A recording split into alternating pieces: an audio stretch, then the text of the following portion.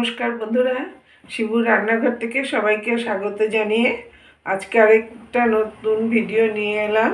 সন্ধেবেলা চা কফির সাথে খাওয়ার জন্য মুখরোচক একটা স্ন্যাক্স, কড়াইশুঁটির চপ। এটা নানান রকম চপ আমরা বাজার থেকে কিনে খেয়ে থাকি, কিন্তু আজকে একটা ঘরে করে খেয়ে দেখছি। এটা যেমন সুস্বাদুও হয় আর স্বাস্থ্যকর। তার জন্য আমার লাগছে ছোটো বাটির 1 বাটি ছাড়ানো কড়াইশুঁটি, কিছুটা বিস্কুটের গুঁড়ো, কর্নফ্লাওয়ার, 3টে আলু সেদ্ধ করে নিয়েছি, 2টো পেঁয়াজ কুচিয়ে নিয়েছি, আর লাগছে গরম মশলার গুঁড়ো, নুন, গোলমরিচ গুঁড়ো, চাট মশলা, আর কাঁচা লঙ্কা, আদা রসুন পেস্ট। আর ভাজার জন্য লাগবে সাদা তেল। তাহলে এখন কড়াইশুঁটিটাকে একটু গ্রেট করে নিচ্ছি আমি। এই কড়াইশুঁটিটা একটা চপারের মধ্যে নিয়ে নিচ্ছি।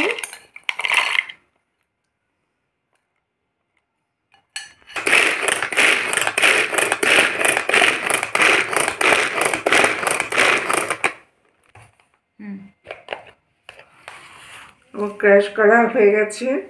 এবার একটা বাটির মধ্যে ঢেলে নিচ্ছি।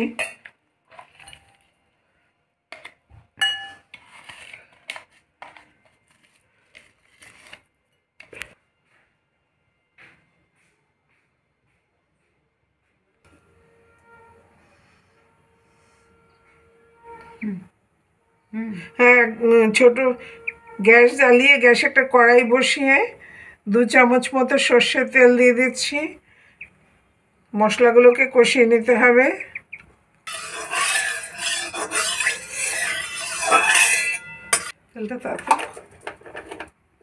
একটু তেলটা গরম হয়ে গেছে, 1/2 চামচ মতন 5 ফোড়ন দিয়ে দিলাম।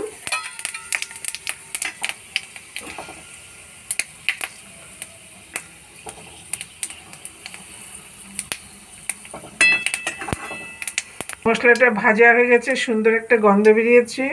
এবারে পেঁয়াজটা দিয়ে দিচ্ছি।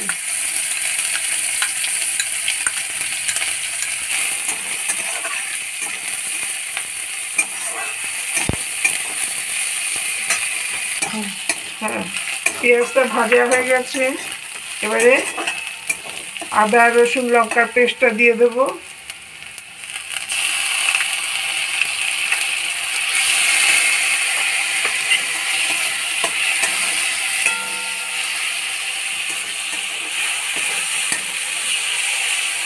তাকে সেদ্ধ আলুটাকে গ্রেট করে নিচ্ছি।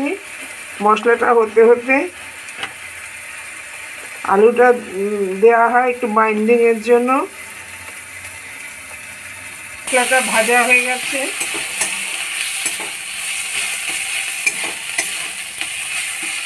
এবারে গ্রেট করা যে কড়াইশুঁটিটা ছিল সেটা দিয়ে দিলাম।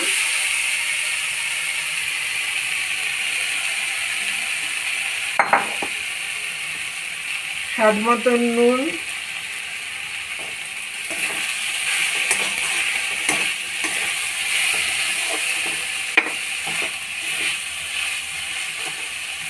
হাফ চামচ গোলমরিচের গুঁড়ো,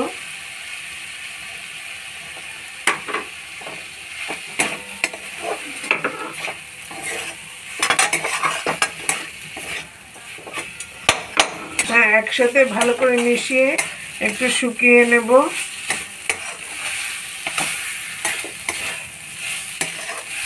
হ্যাঁ, একটু সময় নিয়ে ভেজে নেব, মিনিট 2-3, কারণ এটা কাঁচা গন্ধটা যতক্ষণ না যায় নাহলে টেস্ট হবে না, খেতেও ভালো লাগবে না।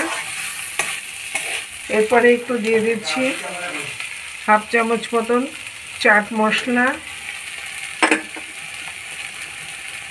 1 চামচ ভাজা মশলা,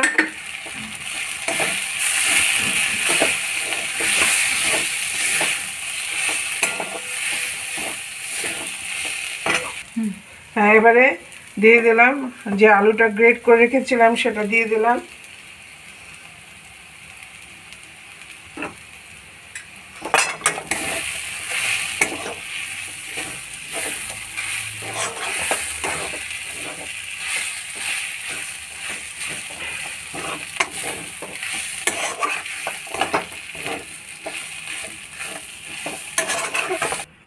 পুরটা হয়ে গেছে, এবার নামিয়ে নিচ্ছি।